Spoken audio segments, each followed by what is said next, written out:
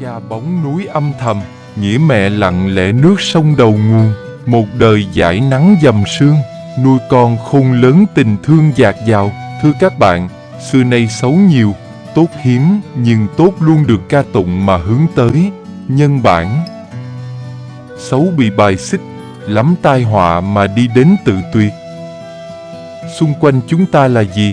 Nhiều điều tốt không dễ nhìn thấy, cũng bởi hoàn cảnh xấu mà khó để cảm thông được. Nhưng nếu bước chân chúng ta đi tới, mở lòng mình ra, thiện tâm hơn, hóa ra điều tốt vốn ngự trị trong mình mà rồi vì thế sẽ gặp được. Nam Mô Bổn Sư Thích Ca Mâu Ni Phật. Cuộc đời luôn thay đổi, nhưng giáo pháp của Đức Phật mãi là ngọn đèn dẫn lối tâm hồn. Tâm An Phật Ngôn xin được gửi đến quý vị những bài học từ bi, trí tuệ và bình an qua lời Phật dạy. Hai câu chuyện cảm động về tình cha và mẹ. Xin hãy cùng dành chút thời gian lắng lòng để cảm nhận sự sâu sắc của lời Phật dạy. Câu chuyện thứ nhất, người mẹ ô sin. Chị là ô sin, người giúp việc nhà cho một ông chủ ngoại ngũ tuần, rất giàu có. Đêm xuống, xong việc, vội vàng về với đứa con trai nhỏ 5 tuổi suốt ngày ngóng đợi trong căn nhà tồi tàn. Hôm ấy, chủ nhà có lễ lớn, mời rất nhiều bạn bè quan khách đến dự tiệc đêm. Ông chủ bảo, hôm nay việc nhiều, chị có thể về muộn hơn không? Thưa được ạ, có điều đứa con trai nhỏ quá, ở nhà tối một mình lâu sẽ sợ hãi. Ông chủ ân cần, vậy chị hãy mang cháu đến cùng nhé. Chị mang theo con trai đến. Đi đường nói với nó rằng, mẹ sẽ cho con đi dự tiệc đêm. Thằng bé rất háo hức. Nó đâu biết là mẹ làm ô sin là như thế nào kia chứ. Vả lại, chị cũng không muốn cho trí tuệ non nớt của nó phải sớm hiểu sự khác biệt giữa người giàu kẻ nghèo. Chị âm thầm mua 2 chiếc xúc xích, khách khứa đến mỗi lúc mỗi đông. Ai cũng lịch sự. Ngôi nhà rộng và tráng lệ. Nhiều người tham quan, đi lại, trò chuyện. Chị rất bận không thường xuyên để mắt được đến đứa con nhếch nhác của mình. Chị sợ hình ảnh nó làm hỏng buổi lễ của mọi người.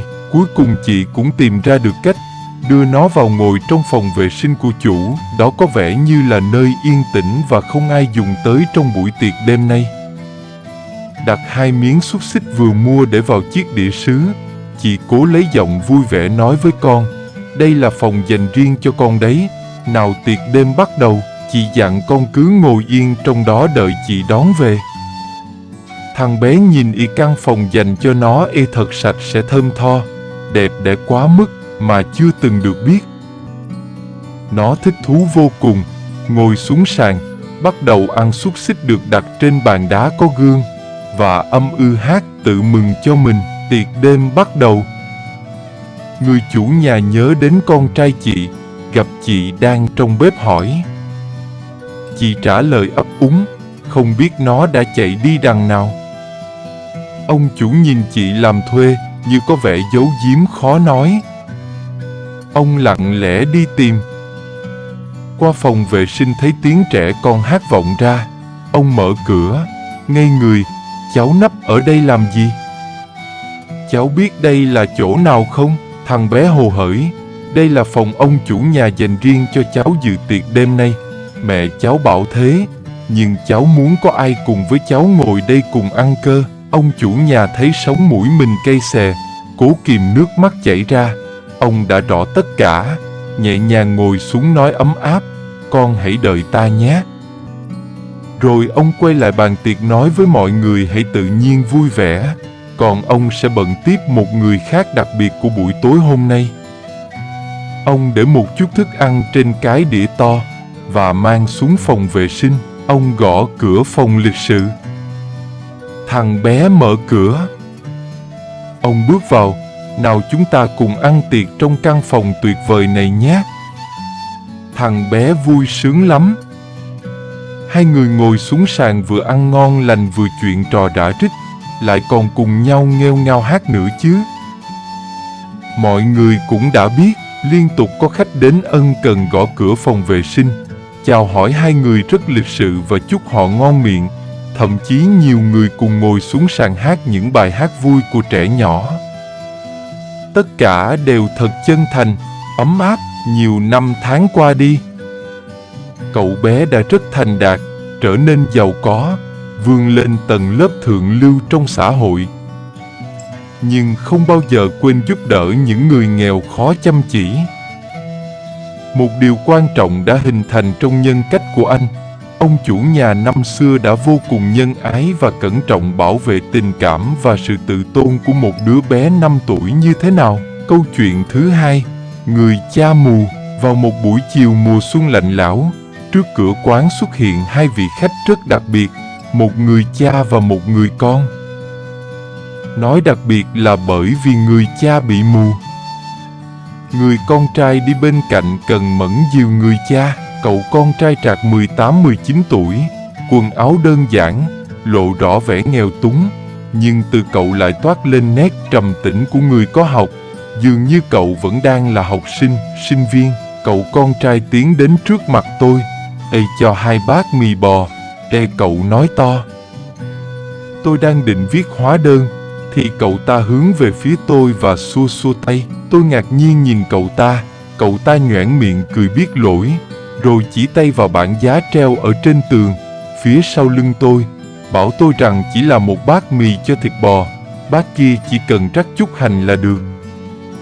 Lúc đầu, tôi hơi bất ngờ, nhưng sau đó chợt hiểu ra ngay, hóa ra, cậu ta gọi to 2 bát mì thịt bò như vậy là cố tình để cho người cha nghe thấy. Thực ra thì tiền không đủ, nhưng lại không muốn cho cha biết. Tôi cười với cậu ta tỏ vẻ hiểu ý, nhà bếp nhanh nhẹn bê lên ngay 2 bát mì nóng hổi. Cậu con trai chuyển bát mì bò đến trước mặt cha, ân cần chăm sóc. Cha, có mì rồi, cha ăn đi thôi, cha cẩn thận kẹo nóng đấy ạ. Rồi cậu ta tự bưng bát mì nước về phía mình. Người cha không vội ăn ngay, ông cầm đũa dò dẫm đưa qua đưa lại trong bát. Mãi lâu sau, ông mới gắp trúng một miếng thịt, vội vàng bỏ miếng thịt vào bát của người con. Ăn đi con ăn nhiều thêm một chút, ăn no rồi học hành chăm chỉ, sắp thi tốt nghiệp rồi, nếu mà thi đỗ đại học, sau này làm người có ích cho xã hội. Người cha nói với giọng hiền từ, đôi mắt tuy mờ đục vô hồn, nhưng trên khuôn mặt đầy nếp nhăn lại sáng lên nụ cười ấm áp. Điều khiến cho tôi ngạc nhiên đó là, cái cậu con trai đó không hề cản trở việc cha gắp thịt cho mình, mà cứ im như thóc đón nhận miếng thịt từ bát của cha, rồi lại lặng lẽ gắp miếng thịt đó trả về, cứ lặp đi lặp lại như vậy, dường như thịt trong bát của người cha cứ gắp lại đầy, gắp mãi không hết. Cái quán này thật tử tế quá, một bát mì mà biết bao nhiêu là thịt. Ông lão cảm động nói. Kẻ đứng ngay bên cạnh là tôi, chợt toát hết cả mồ hôi. Trong bát chỉ có vài mẩu thịt tội nghiệp, quắt quao bằng móng tay, lại mỏng chẳng khác gì xác ve. Người con trai nghe vậy vội vàng tiếp lời cha. Ơi cha à, cha mau ăn đi, bát của con đầy ắp không biết để vào đâu rồi đây này. Con ăn nhanh lên, ăn mì bò thực ra cũng có chất lắm đấy. Hành động và lời nói của hai cha con đã làm chúng tôi rất xúc động. Chẳng biết từ khi nào, bà chủ cũng đã ra đứng cạnh tôi, lặng lẽ nhìn hai cha con họ. Vừa lúc đó, cậu Trương đầu bếp bê lên một đĩa thịt bò vừa thái. Bà chủ dẩu dẩu môi ra hiệu bảo cậu đặt lên bàn của hai cha con nọ. Cậu con trai ngẩng đầu tròn mắt nhìn một lúc. Bàn này chỉ có mỗi hai cha con cậu ngồi. Cậu ta vội vàng hỏi lại.